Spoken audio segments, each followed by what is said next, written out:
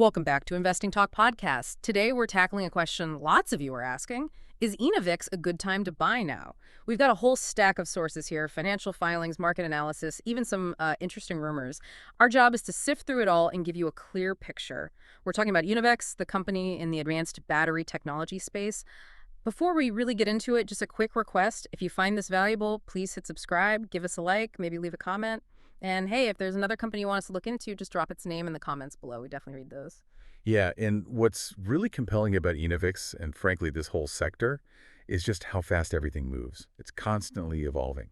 So to really understand if now's the right time, we need to look beyond just the surface stuff. We'll connect the dots, the company's fundamentals, what the market's signaling, future catalysts, help you weigh the potential against the risks. It's a high potential space, but definitely high stakes too. Okay, let's start with the recent past then. Say the last quarter, starting with September. Just recently, Enovix announced a $300 million convertible senior notes offering. Now, that's a way to raise cash, but how did the market take it? No, well, initially, our sources show the stock dropped over 12% after hours right after the announcement.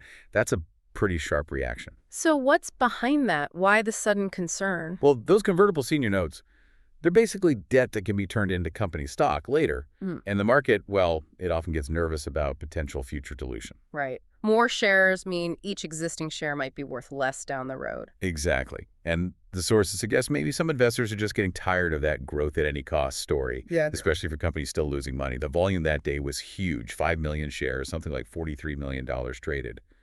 Shows a lot of people were moving quickly. Even though it bounced back a bit to $9.15. Yeah, but it was still down almost 13% over the previous 10 days. So that offering definitely added to the pressure that was already there in the sector.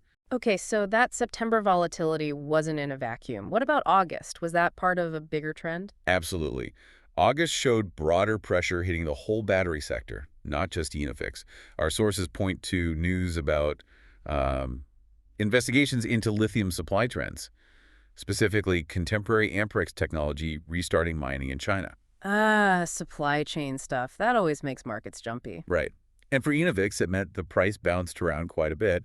Lows near $8.73, highs around $9.20, sometimes in the same day. It just showed investor uncertainty about, supply stability and what that means for future revenue for all these battery guys. And again, high trading volume showed investors were actively rethinking their positions because of these global supply chain questions. Okay, then fast forward, or rather rewind, to July. This sounds interesting, rumors of institutional buying ETF rebalancing. Yeah, July had a different vibe. More anticipation, maybe. Fund managers were apparently looking ahead to Q2 earnings, maybe trying to position themselves in battery stocks they thought had growth potential. So speculation was heating up. Definitely. The stock's 52-week high became a kind of focal point. Some were buying, hoping for a jump. Others were taking profits after the run-up. And the technical signals, like trading volume being higher than average, suggested something might be coming, a potential breakout. What exactly does a breakout mean in this context? So a breakout is basically when the stock price pushes decisively above a level where it previously struggled to get past a resistance level. It's often seen as a bullish signal, like momentum is really building. And the high volume in July suggested, maybe big players or lots of retail interest was building positions, betting on good news ahead earnings, maybe a partnership announcement. So lots of anticipation, but also nervousness. Makes sense. All right, let's shift gears from the market buzz to the actual numbers, the financials. Their 2024 10K, filed back in February 2025, showed $14.8 million in revenue for 2024. That's growth. But a net loss of $89.1 million. That's quite a loss. What's the story there? It's the classic story of an early-stage, high-growth tech company. The revenue shows they were getting products out, winning initial contracts. That's positive. But that $89 million loss, that's mostly the cost of innovation. Huge spending on R&D, and crucially, trying to scale up manufacturing. Right, building factories isn't cheap. Not at all. And our sources highlight their gross margins are still negative, meaning it costs them more to make the batteries right now than they sell them for. That's not unusual at this stage, but analysts don't see profits for maybe another year or two. They're still very much in investment mode. Which brings up the cash situation. You mentioned needing money to scale. As of December 2024, they had about $197 million in cash. Pretty low debt.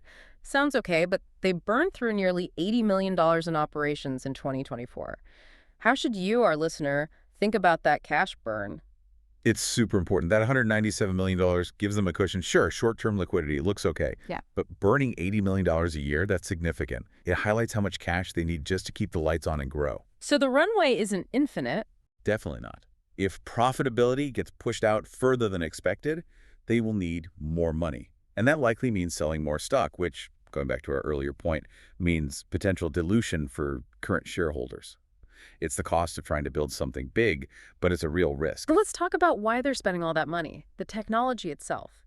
Silicon anode, lithium-ion batteries, higher energy density. Sounds like a game changer, especially for phones, wearables, right?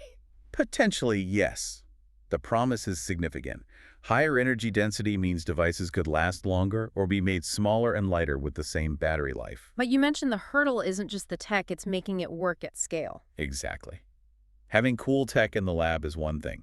Proving you can manufacture it reliably, consistently, and cost-effectively by the millions or billions, that's the real challenge. And they're up against giants. Huge giants. Samsung SDI, LG, Panasonic, they have decades of experience in mass production.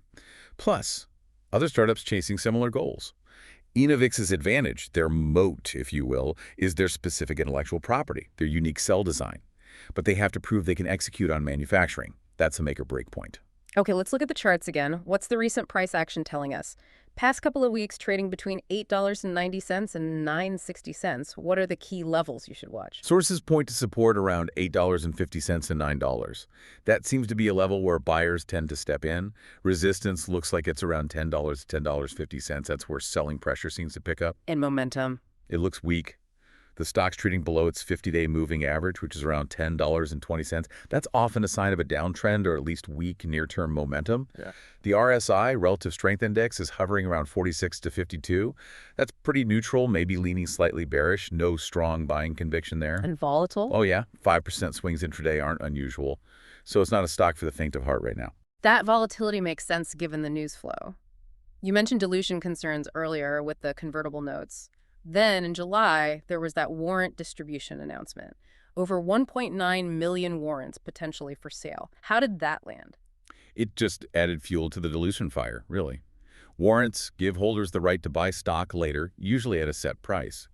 Announcing that many could eventually hit the market increases the potential supply of shares down the line, which can weigh on the price. It adds to that overhang. And what about insiders? Are they buying or selling? Our sources note several small sales by company officers between July and September. Nothing huge individually, perhaps for taxes or diversification. But crucially, there weren't any significant insider buys reported during that time. Which the market notices. Absolutely. When you combine the dilution news with insider selling, even if small, and no insider buying, it tends to make sentiment cautious, even negative. And that's what we see reflected in social media discussions too, focus on dilution, execution risks. Okay, so looking ahead, what are the key things on the calendar? Catalysts to watch. Q3 earnings on September 25th sounds like a big one. Definitely pivotal. Investors will be laser-focused on revenue growth, any improvement in those negative gross margins, and especially management's guidance. What do they say about scaling production? New customer updates. Their outlook will likely drive the stock's direction, short-term at least. What else is coming up? Keep an eye on ETF rebalancing around October 3rd. Institutional 13F filings in November. That shows who's holding the stock. And then preliminary Q4 results probably around December 10th. And the less predictable stuff, the potential game changers. Right, the speculative catalysts. Things like a major partnership announcement with a big phone maker or auto company. That'd be huge. Or maybe independently verified results showing a breakthrough in battery performance. Acquisition rumors could always surface. Or maybe government grants for green tech. Lots of what-ifs, but important to track. Definitely, but unpredictable. So with all that potential, we absolutely have to balance it with the risks. What are the big ones you need to be aware of? Number one, according to the company's own filings, is operational execution risk. Can they actually ramp up production without delays, without yield problems driving up costs, without spending way more than planned? It's critical. Manufacturing is hard. Very. Then there's the funding risk we discussed, that cash burn.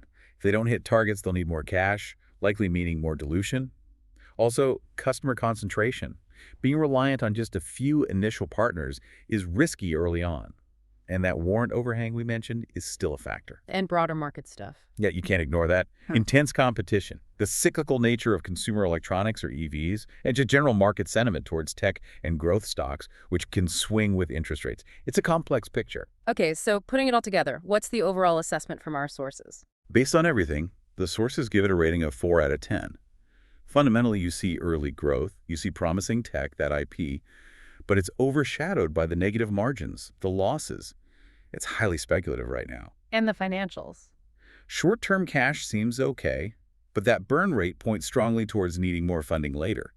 Technically, the trend is weak, volatility is high, and the news flow around dilution and insider activity keeps sentiment cautious. So for you, the listener, thinking about buying, what kind of time frame makes sense according to this analysis? The consensus seems to be it's potentially better suited for short-term trading right now, playing the volatility around news events maybe. For most long-term investors, the suggestion is it's probably not suitable yet. Not until you see clear proof of profitability, manufacturing scale-up working, and solid commercial traction. So maybe one to watch closely, but perhaps not jump into for the long haul just yet. That seems to be the takeaway, yes. It requires a specific risk appetite. When you look at a company like Enovix, it's crucial to remember that amazing tech doesn't always translate to business success. That execution risk is real. The real test isn't just the lab innovation, it's scaling it profitably. It's a story not just about one stock, but about the whole future of energy storage. And the provocative thought for you is, how much weight do you put on that future potential versus the current financial reality? Especially when that reality involves losses and needing more money. It's a tough balance. A very important question to ponder. That brings us to the end of our look at Enovix. We hope breaking down these sources has given you a clearer perspective on the potential and the pitfalls here. As always, this isn't financial advice. Do your own research, think about your own tolerance for risk, and make decisions that are right for you. Thanks for joining us on Investing Talk Podcast. We'll be back soon with another look at companies and topics you've asked about. Until then, happy investing.